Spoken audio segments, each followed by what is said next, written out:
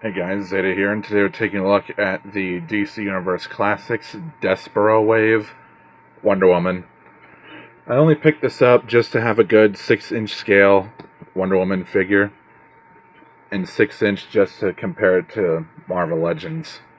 But this figure was released back in 2007, I believe, and this is my first ever DC Universe Classics figure, and I like it.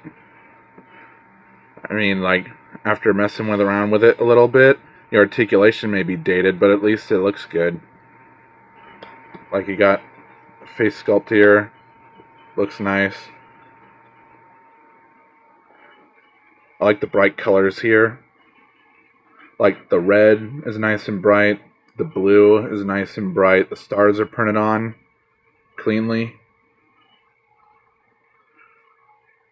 The lasso of truth here doesn't come off, it's just glued in there. You couldn't even pull it out if you tried. And all of this has a nice gold paint here. Her tiara, the little logo here, the belt, the lasso, they have a nice gold paint. Silver paint here for the gauntlets. And you got some nice paint here for the boots. And also, there's also a tiny bit of blue dry brushing in her hair.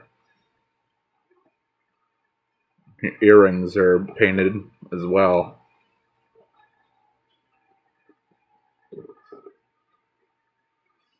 Although there might be a little bit of warping with this figure, because like this came out warped. But that's not the fault of the seller, it's probably just the way the figure was made. But for a quick size comparison real quick, here she is with a Marvel Legends. This is a smaller Marvel Legends though, but whatever.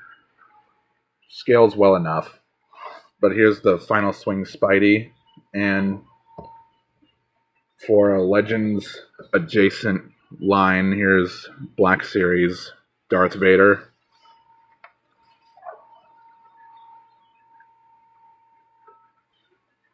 And yeah, she's a little bit taller than Spider-Man, but Darth Vader with the helmet is a little bit taller than her. The DC Multiverse Batman from Mattel scales really well. And I think this was probably one of the last figures from Mattel before the license went over to McFarlane. But yeah, these two scale well together. Obviously, a McFarlane figure is going to be taller than a Mattel figure here. So here's Wonder Woman compared to Spawn. Obviously, Spawn's going to be taller because Spawn is 7 inches. Here are some other Wonder Woman figures compared to the DC Universe Classics. Just picked this one up recently, and there'll be a review on this soon to compare it to this one. But spoiler alert, I think this one looks way better.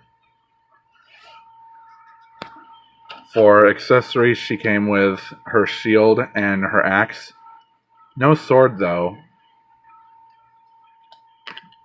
And what you would do is you would fit the axe into the hand here. And the shield would clip on to here.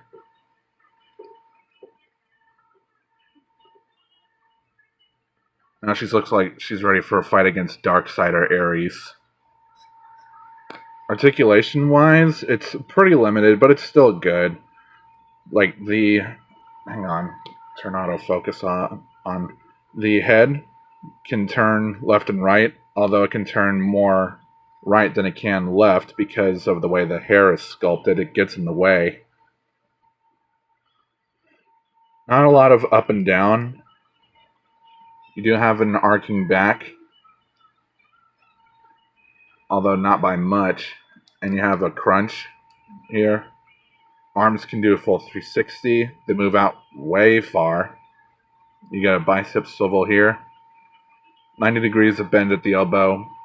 A wrist swivel. You get a waist swivel, which the belt limits because of this part. You see the bend there? You could do a full 360, but yeah, there's this part that'll just get in the way. You have swivel hinge hips, which legs move out that far and outward this far. You get a thigh swivel here. 90 degrees of bend at the knee, and you get a hinge at the ankle. And so I like this figure. The articulation may be dated, but it's still fun.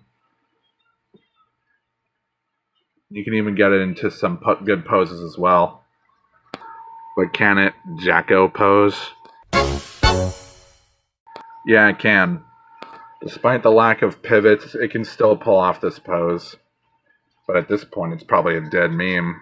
So that's it for this video. Like, comment, subscribe, hit the notification bell. You can join my Discord and follow my socials. The links to those are in the description. And this has been Zeta. Have a good rest of the day.